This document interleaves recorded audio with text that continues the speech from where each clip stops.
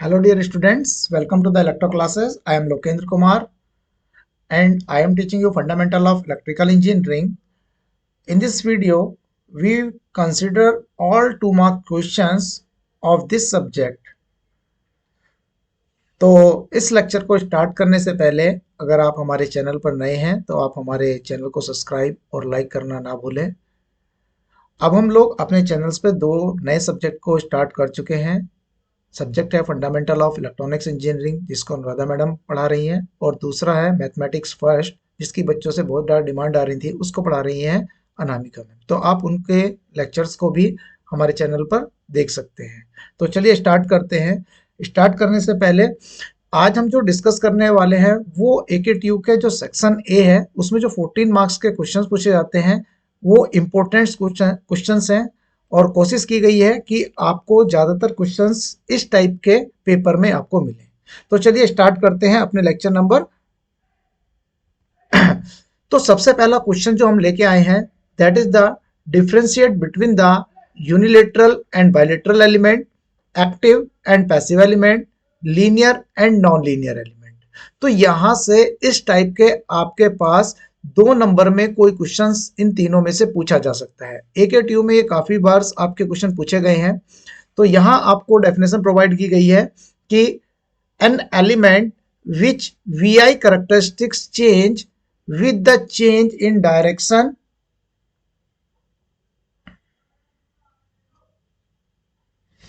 direction of current is called unilateral। जब आप unilateral को लिखेंगे तो आप उसका एग्जाम्पल लिखना ना भूलें। An element which VI characteristics does not change with the change in the direction of current is called bilateral, and resistors and capacitor inductor are the example of bilateral element। second definition है आपकी active element and passive element। an element which can supply or deliver energy is called active element, for example voltage source, current source, battery, generator, transistor। an element which can dissipate or absorb energy is called passive element, for example resistor, capacitor, inductor, diode. Third definition है linear and non linear element. An element which obey the principle of Ohm's law is called linear element, और an element which obey the principle of superposition and homogeneity is also called the linear element, for example resistor, inductor and capacitor। and element which does not obey the principle of Ohm's law is called non-linear। An element does not obey the principle of superposition and homogeneity is also called non-linear element। और non-linear element का जो examples है that is the diode, ICs, जितनी भी आपके electronics equipment है वो सारे के सारे नॉन लीनियर डिवाइसेस हैं। चलिए दूसरा है आपका जो क्वेश्चन है define ideal and practical transformer and current source. तो यहां आपको डिफाइन करना है कि आइडियल वोल्टेज सोर्स क्या होते हैं और प्रैक्टिकल वोल्टेज सोर्स क्या होंगे, एंड सिमिलर तरीके से आइडियल करंट सोर्स और प्रैक्टिकल। तो यहां आपका 2 नंबर का क्वेश्चन बनता है। तो अगर हम डिफाइन की बात करें तो it gives constant voltage across its terminal irrespective of current drawn through its terminal, the internal resistance of ideal voltage source is 0 and the symbol of ideal voltage source is this। if you connect the ideal voltage source to the load then the characteristics for the ideal voltage source is shown in red color।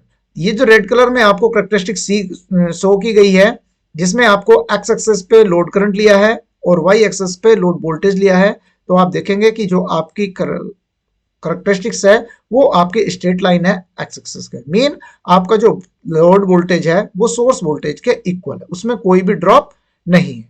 अगर हम practical voltage source की बात करते हैं तो practical voltage source में यहां हमने इसका डायग्राम नहीं बनाया तो इसको यहां ड्रॉ कर देते हैं। This is the symbol of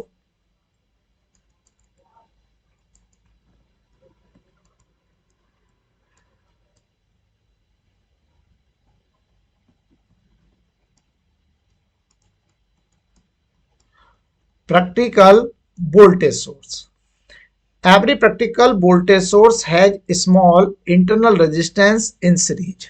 तो ये रेजिस्टेंस आपका सीरीज में आ गया। और इसके लिए अगर आपसे कहा जाए कि VI करेक्टरिस्टिक ड्रॉ करनी है तो ये जो ग्रीन कलर की करेक्टरिस्टिक्स है ये आपकी ड्रॉपिंग करेक्टरिस्टिक शो कर रही है, तो ये आपकी प्रैक्टिकल वोल्टेज सोर्स के लिए VI करेक्टरिस्टिक्स होगी। सिमिलर तरीके से हमने करंट सोर्स को डिफाइन किया है। It is the source which gives constant current at its terminal respective of the voltage appearing across its terminal. For ideal current source, internal resistance is equal to infinite. This is the symbol for ideal current source, and this is the symbol for practical current source. और this is the VI characteristics. Red colour की जो characteristics है वो show कर रही है आपकी ideal condition, और ग्रीन कलर की जो characteristics है वो आपकी शो कर रही है प्रैक्टिकल करंट सोर्स की। चलिए, तो डिफाइन क्वेश्चन नंबर 3 है, define form factor and peak factor in AC circuit. तो अगर हम फॉर्म फैक्टर को डिफाइन करते हैं तो फॉर्म फैक्टर होता है, form factor is equal to RMS value upon average value, और हम इसको डिनोट करते हैं KF से। हमने जब ये डिस्कस की थी यूनिट नंबर सेकंड का जो लेक्चर नंबर फर्स्ट था, तो जब हमने डिफरेंट वेव फॉर्म के लिए फॉर्म फैक्टर और पीक फैक्टर कैलकुलेट किए थे तो वहां डिफरेंट वैल्यू आई थी। तो कई बार उन वेव फॉर्म्स के आपसे वैल्यू पूछ ली जाती है, और Crest factor, this is maximum value upon RMS value, और इसको डिनोट किया जाता है KP से। तो ये आपसे पूछ लिया जाता है कि क्या होगा, ठीक है। चलिए, इसके बाद है question number 4, what is the power factor and its significance. तो पावर फैक्टर की सबसे सिंपल जो डेफिनेशन है वो ये है, ये किसी सर्किट के लिए हमने वोल्टेज और करंट के बीच में एक फेज एंगल दिखाया है कि करंट आपकी फाई एंगल से लैग कर रही है। तो the cosine angle between voltage and current is known as power factor. दूसरी डेफिनेशन है cos फाई। पावर फैक्टर को हम cos फाई से डिनोट करते हैं, cos phi is equal to R upon Z. R is the resistance of the circuit and Z is the impedance of the circuit. तो हम define कर सकते हैं कि power factor is the ratio of resistance to the impedance of the circuit. तीसरी definition हम कह सकते हैं power factor is the ratio of active power to the apparent power. This is active power and this is apparent power. What is the significance? Power factor की जो value है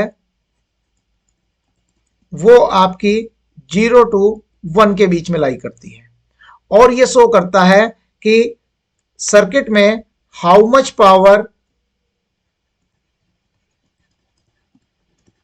is utilized in the circuit. हम इसको utilisation factor भी बोल सकते हैं कि अगर पावर फैक्टर की वैल्यू 0.5 है, इसका मतलब है कि सर्किट के अंदर 50% जो पावर है वो यूज हो रही है, कंज्यूम्ड हो रही है, और 50% जो पावर है वो वेस्ट हो रही है। इसके बाद find out the sum of vector V1 this and V2। ये क्वेश्चन भी हमने आप लोगों को कराया हुआ है। सबसे पहले आप इसका क्या करते हैं, इसके V1 को हम आपके पोलर फॉर्म में कन्वर्ट करते हैं। पोलर फॉर्म में कन्वर्ट करने के लिए जो मैक्सिमम वैल्यू है उसको √2 से डिवाइड करते हैं, और जो एंगल है उसको इस तरीके से लिख लेते हैं। इसी तरीके से V2 आपको गिवन है 200 √2 अपॉन √2, और एंगल आपका 60 डिग्री। अगर आप इसको सिंपली लिखते हैं तो ये लिखा जाएगा 145 डिग्री और 200 एंगल 60 डिग्री। अब आपको पता है कि अगर आपको इनका एडिशन करना है तो इनको आपको रेक्टेंगुलर फॉर्म में कन्वर्ट करना पड़ेगा, और रेक्टेंगुलर फॉर्म में कन्वर्ट करने के लिए आपको कैलकुलेटर की नीड होगी। ठीक है ना, तो हम इसको रेक्टेंगुलर फॉर्म में कन्वर्ट कर लेते हैं। ये आपकी पोलर फॉर्म है, तो हमने शिफ्ट माइनस का साइन लगाया, तो आपकी स्क्रीन पे REC लिखा हुआ है, उसमें हमने वैल्यू पुट की 100,45, दिस इज 70.71 RCL 10 कहेंगे, तो ये आएगा आपके पास प्लस J 70.7। सिमिलर तरीके से आपने दूसरे वाले को चेंज किया 200,60, यहां से आपके पास वैल्यू आई 100, RCL 10, तो J 173.20। तो इसको अगर हम ऐड करते हैं तो ये हो जाता है 170.1 प्लस J, तो 173.20 plus 70.71 that is equal to 243.91। इसको सॉल्व करते हैं तो ये आपके पास रेक्टेंगुलर फॉर्म बनी। अब इसको पोलर फॉर्म में कन्वर्ट कर लेते हैं, तो 170.71 comma 24391 that is equal to 297.71 RCL 10 that is 55 degree. तो अगर आप इसका वैल्यू कैलकुलेट करते हैं तो इसको आप 297.71 मल्टीप्लाई बाय √2, तो ये वैल्यू आ जाएगी आपके पास 421.02 साइन 314t प्लस 55 डिग्री। यहाँ आपका क्वेश्चन में टी रहेगा। तो इस तरीके से हम एडिशन कर सकते हैं। अगर आपसे सब्ट्रैक्शन पूछा जाए तो आप सब्ट्रैक्शन भी कर सकते हैं। अगर आपसे मल्टीप्लाई किया जाएगा तो पोलर फॉर्म को ही हम यूज कर सकते हैं मल्टीप्लाई और डिवीजन के लिए। चलिए नेक्स्ट क्वेश्चन देखते हैं। What is the difference between the active and reactive power? तो एक्टिव पावर हम किसको बोलते हैं? एक्टिव पावर है जो आपके सर्किट में आपका यूजफुल वर्क परफॉर्म करती है। ठीक है, इसको हम डिनोट करते हैं P से, जिसकी वैल्यू होती है VI cos phi और इसकी यूनिट होती है वॉट्स। रिएक्टिव पावर होती है आपकी यूजलेस पावर, जो सर्किट में केवल आपके स्पेस को ऑक्युपाई करती है, और इसको डिनोट करते हैं हम Q से, और इसको लिखते हैं VI sin phi और इसकी यूनिट होती है bars, volt ampere reactive. What is the relation between the quality factor and bandwidth? तो क्वालिटी फैक्टर को अगर हम डिफाइन करें तो Q equal to 1/R under root L upon C, और बैंडविथ होती है आपकी delta F equal to R upon 2πL। ठीक है जी। अब ये कह रहा है what is the relationship between the bandwidth and quality factor. तो बैंडविथ और क्वालिटी फैक्टर में इनवर्सली का रिलेशन होता है। मीन अगर बैंडविथ आपकी हाई है तो क्वालिटी फैक्टर आपका लो होगा, या हम कह सकते हैं क्वालिटी फैक्टर अगर आपका हाई है तो उसके लिए बैंडविथ आपकी नैरो होगी। और ऑल्सो डिफाइन सेलेक्टिविटी, तो हमने यहाँ बैंडविथ को डिफाइन किया हुआ है, the band of frequency which lie between 2 point of either side of the resonant frequency where current is 1/√2 times of maximum current I max। And what is the selectivity? The selectivity of resonant circuit is defined as the ratio of resonant frequency FR to the half power bandwidth। अब अगर हम selectivity और quality factor में relation देखें तो quality factor directly proportional है selectivity के।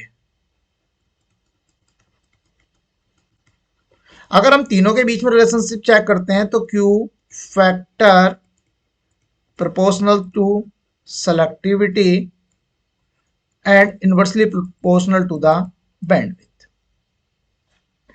चलिए नेक्स्ट क्वेश्चन की तरफ चलते हैं। A series circuit has R equal to this R is equal to 10, L is equal to 0.05 Henry and C is equal to microfarad लिखा हुआ है, इसका मतलब ये 1 माइक्रोफेरेड है। ठीक है जी, तो यहां से आप Q फैक्टर कैलकुलेट कर सकते हैं। Q factor is equal to 1 upon R under root L upon C। तो 1 अपॉन R मतलब 10, L की वैल्यू होगी 0.05, C की वैल्यू होगी 1 इंटू 10 टू पावर माइनस 6। तो ये हो जाएगा 1 अपॉन 10, 0.05, 10 की पावर 6 ऊपर हो जाएगी, तो ये आ जाएगा आपके पास 5 इंटू 10 टू पावर 4। तो 10 की पावर 2 अंडर रूट से बाहर जाएगी, तो ये बन जाएगी आपके पास 100 अपॉन 10 रूट 5, यानी कि 10 रूट 5। और रूट 5 इंटू 10 की वैल्यू निकालते हैं, तो root 5 is equal to multiply by 10, that is the 22.36। और क्वालिटी फैक्टर की कोई भी यूनिट नहीं होती है, ये यूनिटलेस क्वांटिटी है।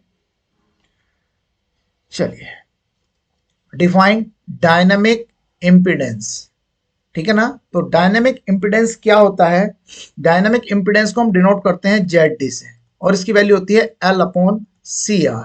जब पैरेलल सर्किट में रेजोनेंस अकर करता है, तो उस कंडीशन पर जो पैरेलल सर्किट का रेजोनेंस होता है, that impedance is known as the dynamic impedance. Parallel circuit का इम्पीडेंस जो होगा वो डायनामिक इम्पीडेंस नहीं होगा। जब पैरेलल सर्किट में रेजोनेंस की कंडीशन अकर करेगी, उस कंडीशन पर जो पैरेलल सर्किट का रेजोनेंस होगा उसको हम बोलते हैं dynamic impedance. Why it is so high?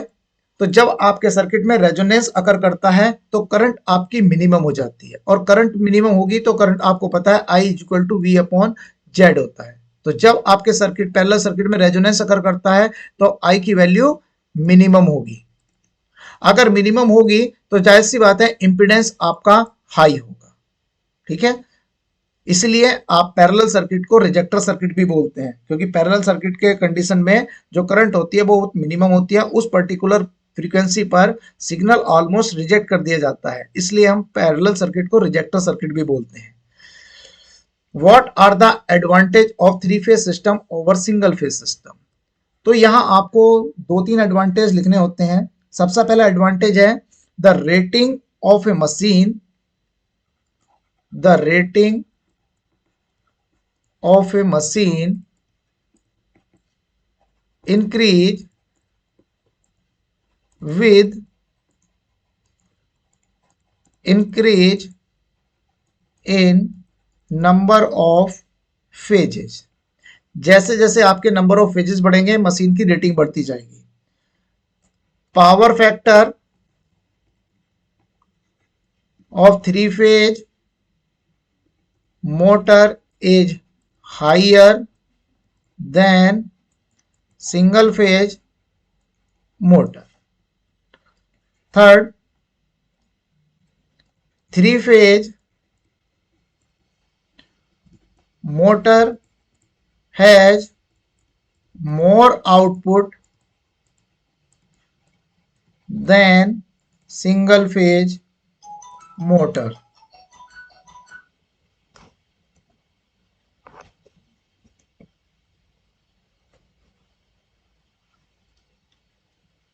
Single phase motor.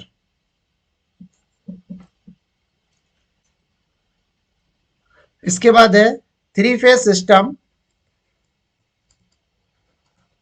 3 phase system have higher efficiency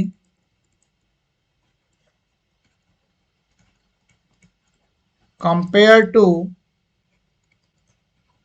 single phase system. Next question देखते हैं। In single phase transformer full load copper and iron loss are 100 volt. Main आपको PCU given है, full load is equal to 100 and PI is equal to 100 volt. What will be their value at half load? This is the very important questions। अब इसने half load पे question पूछा है, तो at half load pi की जो value है वो 100 ही रहेगी, क्योंकि पी आई आपके कांस्टेंट लॉसेज हैं, वो लोडिंग पे डिपेंड नहीं करते हैं। लेकिन जो आपके कॉपर लॉसेज हैं उसमें एक्स स्क्वायर की मल्टीप्लाई हो जाती है फुल लोड में। हाफ है तो हाफ की वैल्यू 1/2 होती है, 1/2 का स्क्वायर करोगे इंटू 100 यानी 1/4 इंटू 100 दैट इज 25 वॉट। तो हमेशा ध्यान रखना, जब भी आपसे आयरन लॉस किसी भी पर्टिकुलर लोडिंग पे पूछे जाएंगे तो वो वैल्यू आपकी सेम होगी, जबकि जो आपके कॉपर लॉसेज हैं, ठीक है, उसमें आपकी 1/2 से, मतलब हाफ लोड में पूछेंगे तो एक्स स्क्वायर फैक्टर से मल्टीप्लाई होगी। एक्स की वैल्यू डिपेंड करेगी आप किस लोडिंग पे निकाल रहे हैं। अगर वो हाफ है तो 1/2, अगर वो 60% है तो 0.6, अगर क्वार्टर है तो 1/4, 3/4 लोड है तो एक्स की वैल्यू 3/4 हो जाएगी। तो उस हिसाब से आपकी वैल्यू को आप कैलकुलेट कर सकते हैं। What will happen if primary of a transformer is connected to the DC supply?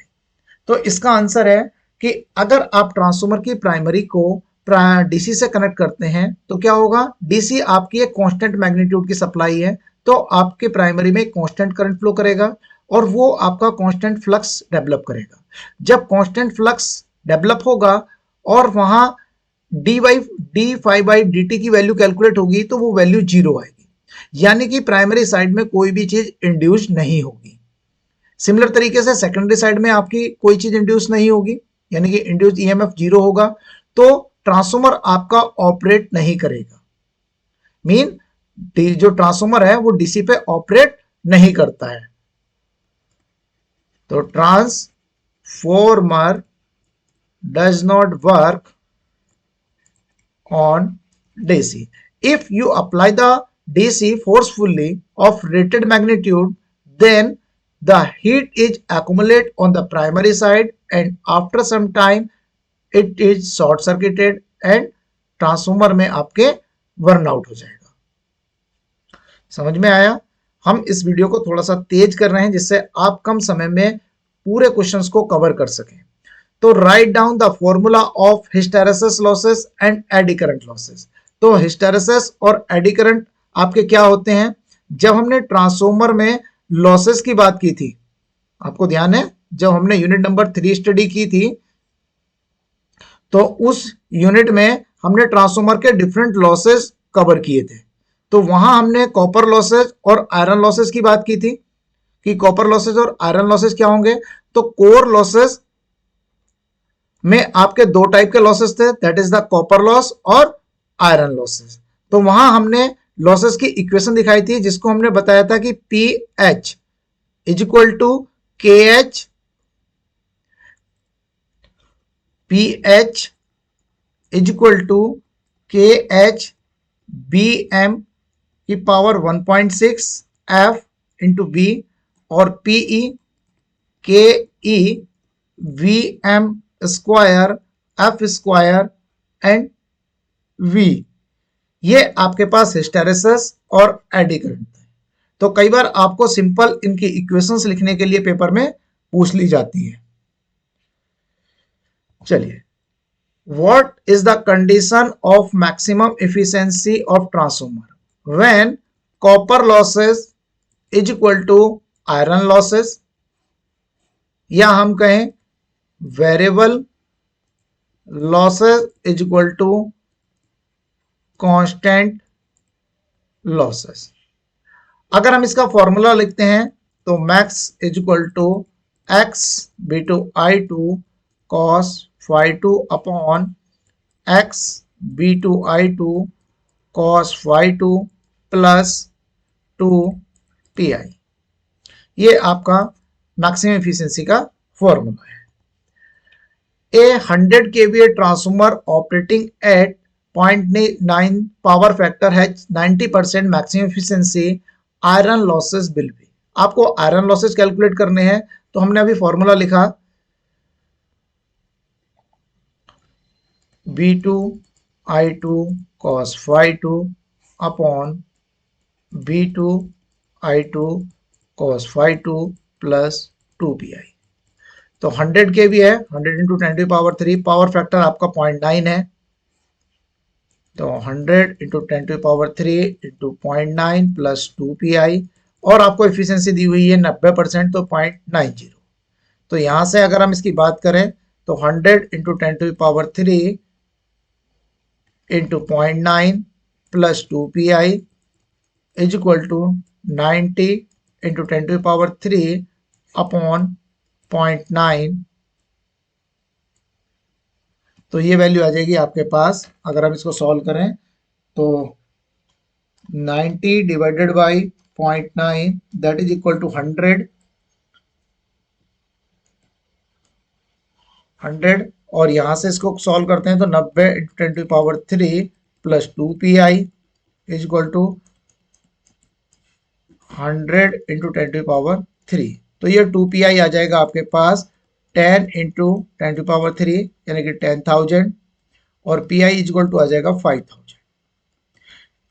ये क्वेश्चन भी आपके पेपर में काफी बार पूछा गया है। इसके बाद है why no load current in transformer is very low. तो नो लोड करंट जो है आपकी जो फ्लो करती है वो आपके कोर में फ्लो करती है, ठीक है। और कोर क्या है, आपके पास एक मैग्नेटाइजिंग कंपोनेंट है। तो मैग्नेटाइजिंग कंपोनेंट होने की वजह से, मैग्नेटाइजिंग एलिमेंट होने की वजह से जो पाथ मिलता है वो लो रिलक्टेंस का पाथ मिलता है। इसलिए वहां नो लोड की करंट की जो वैल्यू होती है वो बहुत ज्यादा स्मॉल होती है as compare to the induction motor. लेकिन इंडक्शन मोटर में जो नो लोड करंट होती है वो आपकी 30 to 40% होती है रेटेड करंट की। लेकिन ट्रांसफॉर्मर के केस में जो नो लोड करंट होती है वो रेटेड करंट का 2 से 4% होती है। राइट डाउन टू एडवांटेज, ये क्वेश्चन आपके सिलेबस में नहीं है, ये आउट ऑफ सिलेबस है। ऑटो ट्रांसफॉर्मर अब आपके सिलेबस में नहीं रहा। What is the back EMF and its significance. तो बैक ईएमएफ क्या होता है, बैक ईएमएफ को हम डिनोट करते हैं EB is equal to P∅N/Z/60A। जब आपका डीसी मोटर ऑपरेट करता है, जब डीसी मोटर को आप करंट प्रोवाइड कराते हैं तो आर्मेचर आपका करंट कैरिंग कंडक्टर बनता है। और व्हेन करंट कैरिंग कंडक्टर किसी मैग्नेटिक फील्ड में रखा होता है तो उस पर एक फोर्स लगता है। जब उस पर फोर्स लगता है तो वो रोटेट करता है, ठीक है ना। और जब वो रोटेट करेगा, ठीक है, तो क्या होगा, उसके अंदर ईएमएफ का प्रोडक्शन होगा जो आपका अप्लाइड वोल्टेज का अपोज करेगा। उस वोल्टेज को हम बोलते हैं बैक ईएमएफ। और बैक ईएमएफ क्या करता है मशीन के अंदर, मशीन को सेल्फ रेगुलेटिंग, मशीन को सेल्फ रेगुलेटिंग बनाता है। Mean according to the load condition machine अपना टॉर्क ऑटोमेटिकली चेंज कर लेती है। अगर हैवी लोड है तो मशीन हायर टॉर्क डेवलप करेगी, अगर मशीन पर लोड आपका लो है, कम है, तो वो आपके लो टॉर्क डेवलप करेगी। What will happen if EMF vanish, अगर ईएमएफ की वैल्यू 0 हो जाए तो I A is equal to होता है V minus EB upon R. तो अगर ईबी 0 हो जाएगा तो आर ए की वैल्यू बहुत स्मॉल होती है तो आई ए आपका बहुत ज्यादा हाई हो जाएगा। हाई होने से वहां आपके हीटिंग बढ़ जाएगी और बाइंडिंग आपकी बर्नआउट हो सकती है। इसके बाद why DC series motor never started on no load. तो डीसी सीरीज मोटर को स्टार्ट ना करने का रीजन ये है कि जो आपकी एन है वो प्रोपोर्शनल होता है ईबी अपॉन फाई के, और फाई प्रोपोर्शनल होता है डीसी सीरीज मोटर में आई ए के। तो यहां से हम N proportional to 1 upon I A. अगर नो लोड कंडीशन पे आपने मोटर को स्टार्ट किया तो आई ए की करंट बहुत कम होगी। आई ए बहुत कम होगा तो एन बहुत ज्यादा हाई हो जाएगा, ठीक है। तो जो स्पीड होगी वो डेंजरसली हाई हो जाएगी। इसलिए हम कभी भी डीसी सीरीज मोटर को विदाउट लोड या नो लोड स्टार्ट नहीं करते हैं। What will happen if field winding off a DC shunt motor is running condition and suddenly break.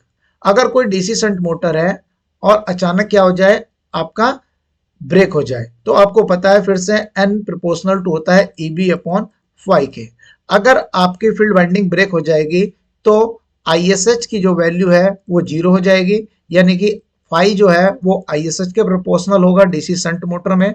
अगर आईएसएच 0 हो जाएगा तो फाई 0 हो जाएगा, तो एन आपकी फिर से डेंजरसली हाई हो जाएगी। जो अगर आपकी स्पीड हाई हो रही है तो मशीन के अंदर हाई सेंट्रीफ्यूगल फोर्सेस जनरेट होंगे जो मशीन की वाइंडिंग को डैमेज कर सकते हैं। In locomotive which motor is use? DC series या थ्री फेज इंडक्शन मोटर, ये दो मोटर्स हम लोकोमोटिव में यूज करते हैं। What are the application of DC series and shunt motor? तो डीसी सीरीज मोटर आपकी यूज की जाती है जहां स्टार्टिंग हाई टॉर्क रिक्वायर्ड, जैसे electric locomotive,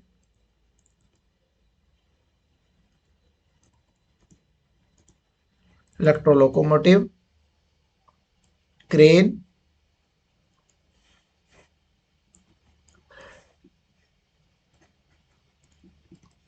DC shunt, shunt motor जहां यूनिफॉर्म या constant speed required, elevator, conveyor belt, जहां भी आपको कांस्टेंट स्पीड की रिक्वायरमेंट होगी वहां आपका डीसी शंट मोटर यूज होगा अगर आपके पास डीसी सप्लाई अवेलेबल है वहां। What is slip?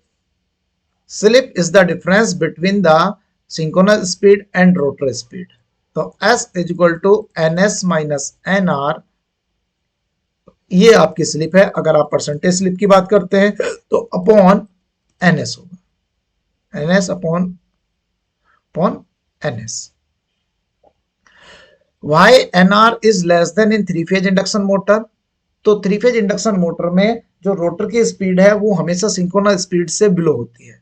अगर N S is equal to N R हो जाए तो उस कंडीशन में स्टेटर का मैग्नेटिक फील्ड रोटर को कभी कट ही नहीं करेगा। कट नहीं करेगा तो उसके अंदर इंड्यूस्ड ईएमएफ नहीं होगा, और इंड्यूस्ड ईएमएफ नहीं होगा तो क्या होगा, वो रोटर के कंडक्टर को कट नहीं करेगा, उसके अंदर ईएमएफ प्रोड्यूस नहीं होगा, वहां कोई करंट फ्लो नहीं करेगी और टॉर्क डेवलप नहीं होगा, यानी कि मशीन आपकी स्टार्ट नहीं होगी। इसलिए आपकी रोटर की जो स्पीड है वो हमेशा सिंक्रोनस स्पीड से बिलो होती है।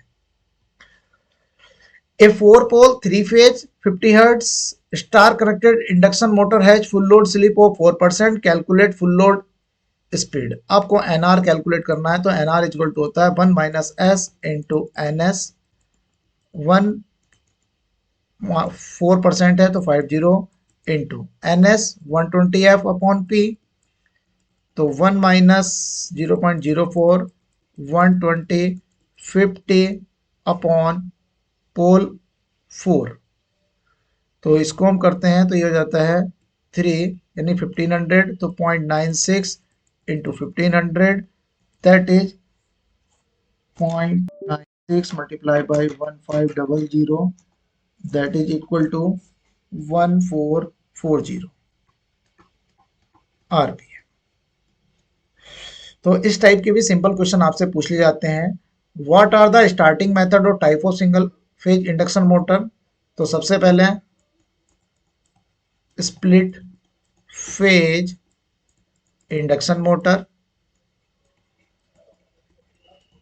Capacitor start induction motor, capacitor start, capacitor run induction motor, permanent capacitor induction motor, shaded pole induction motor. What is the use of condenser? Condenser आपके फैन में स्टार्टिंग टॉर्क प्रोवाइड कराता है, ठीक है। तो what are the application of single phase induction motor? जितने भी आपके घरों में जो मोटर्स चलते हैं, ठीक है, वो सब सिंगल फेज इंडक्शन मोटर है। जैसे आपके मिक्सर में, समरसेबल पंप में,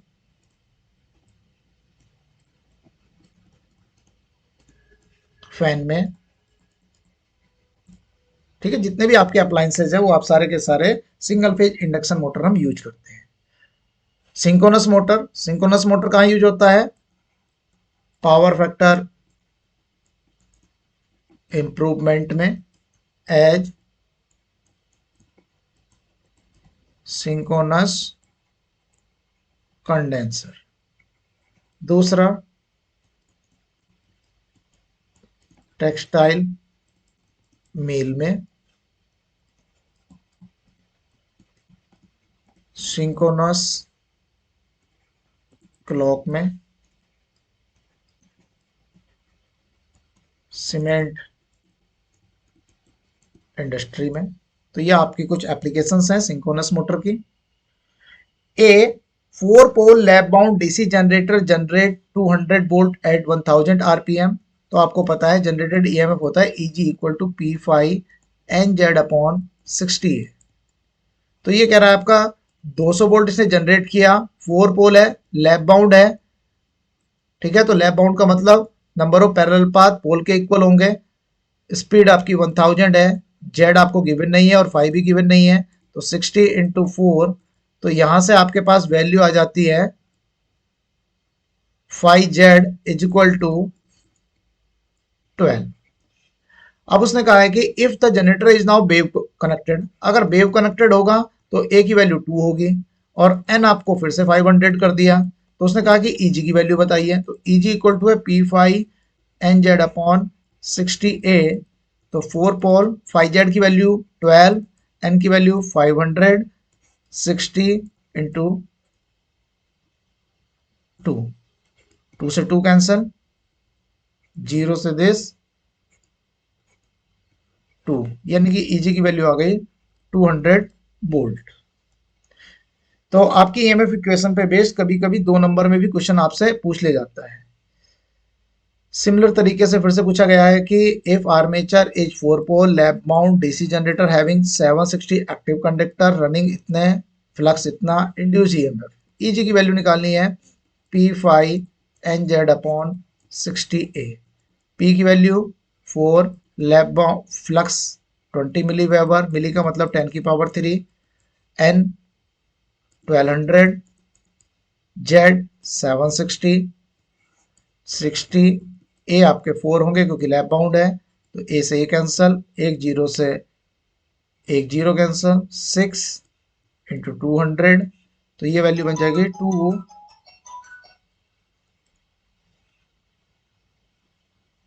into 10 to power -3 into 200 into 760। तो ये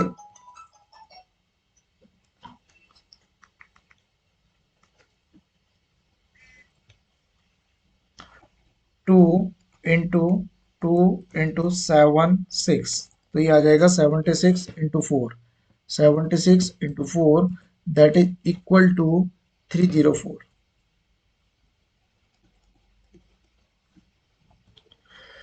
इसके बाद क्वेश्चन फिर गिवन है a 3 phase induction motor is connected from 3 phase 50 hertz AC run at 720 RPM and slip is this. तो N R is equal to 1 minus S into N S.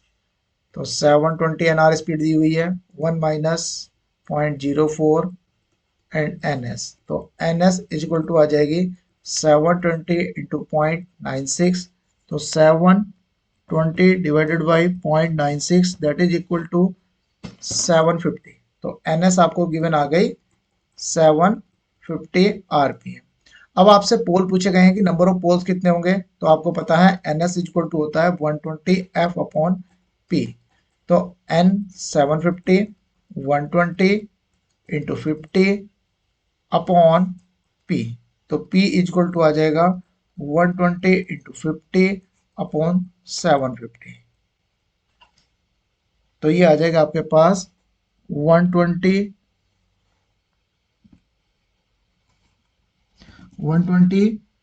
Multiply by 5 divided by 75 that is 8। तो number of poles आपके पास आ जाएंगे P is equal to 8। Next question है what is MCB. तो MCB क्या होती है? MCB is the miniature circuit breaker. What are its application? तो it is used for overload voltage protection and अगर आपके सिस्टम में कोई फॉल्ट अगर कर रहा है जो आपका शॉर्ट सर्किट या ओवरलोड कंडीशन की वजह से है तो उसके लिए हम एमसीबी का यूज करते हैं। तो एमसीबी आपके डोमेस्टिक लेवल पे जो आपकी प्रोटेक्शन के लिए यूज की जाती है। What is the MCCB? MCCB is the module case circuit breaker. How it is differ from MCB? तो एमसीबी की जो रेंज है वो है आपकी 0 से 63 एम्पियर और एमसीसीबी की जो रेंज है वो है आपकी 63 एम्पियर से 3000 एम्पियर। तो जो बेसिकली डिफरेंस है वो आपका रेंज का डिफरेंस है। एमसीबी आपकी लो रेंज के लिए यूज की जाती है और एमसीसीबी आपकी हाई रेंज के लिए यूज की जाती है। What is earthing? Earthing is the process in which any conducting body is connected with the earth using least resistive path। अगर आपके पास कोई कंडक्टिंग बॉडी है और उसको आप अर्थ से कनेक्ट करते हैं, जो पाथ आप यूज करते हैं अगर उसका रेजिस्टेंस बहुत कम है, लिस्ट है, तो उस प्रोसेस को हम बोलते हैं अर्थिंग। ठीक है। What is its importance? Earthing आपको शॉक से प्रिवेंट करती है। किसी भी ह्यूमन बीइंग को शॉक ना लगे उसके लिए हम अर्थिंग करते हैं। Calculate the backup of battery. आपको बैटरी की कैपेसिटी गिवन है 100 AH, connected to the load 100 watt. Load आपको गिवन है 100 वॉट। वोल्टेज आपको गिवन है 12 वोल्ट। तो आपको पता है P इक्वल टू DC के लिए होता है VI। तो P आपका 100 12 इंटू आई, तो I इक्वल टू हो जाएगा 100/12। कैपेसिटी आपको गिवन है 100। तो अगर आपको आवर्स कैलकुलेट करने हैं या बैकअप कैलकुलेट करना है तो वो होगा आपके पास 100/100/12, that is the 12 hours. Thank you. तो इस वीडियो में हमने जितने भी आपके syllabus fundamental of electrical engineering के सिलेबस से जो इम्पोर्टेंट क्लास न्यूमेरिक क्वेश्चन थे शॉर्ट आंसर टाइप, वो हमने डिस्कस किए हैं। ठीक है। तो आज के लेक्चर में हम इतना ही रखते हैं। आप इलेक्ट्रो क्लासेस को लाइक एंड सब्सक्राइब और वीडियो को अगर अपने दोस्तों के साथ शेयर करना ना भूलें। मिलते हैं हम नेक्स्ट वीडियो में, तब तक थैंक यू।